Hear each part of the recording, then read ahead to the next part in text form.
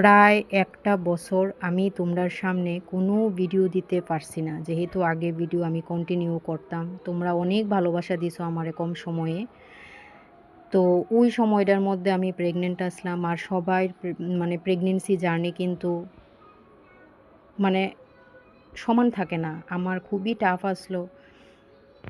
এত ঝড়ঝাপটার মধ্যে একটা বছর গেছে, আমি আর তোমরার সঙ্গে কিছু শেয়ারই করতে পারছি না। তো আজকে দেখো, দেখতে দেখতে আমার ছেলের প্রথম জন্মদিন। তোমরা সবাই কিন্তু যারাই আমার ভিডিও দেখো, আমারে ভালো পাও, সবাই আমার ছেলের প্রাণ ভইরা আশীর্বাদ রাখো। আজকে আমার ছেলের প্রথম জন্মদিন। সব কিছু মানে তোমরার সঙ্গে শেয়ার করতে পারছি না।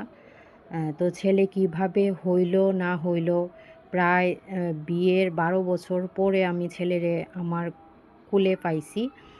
তো তোমরা যদি আমার সেই প্রেগনেন্সি গল্প শুনতে চাও, তোমরা প্লিজ কমেন্ট কইরো। তোমরা যেহেতু আমার ভালোবাসা দিতাছো, কমেন্ট কইরো। আমি আমি আমার প্রেগনেন্সির গল্পটা তোমরার সঙ্গে অবশ্যই শেয়ার করুম।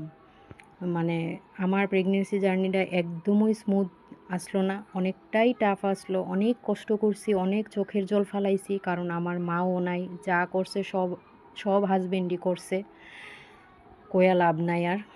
অনেকটাই কষ্টের কাহিনী।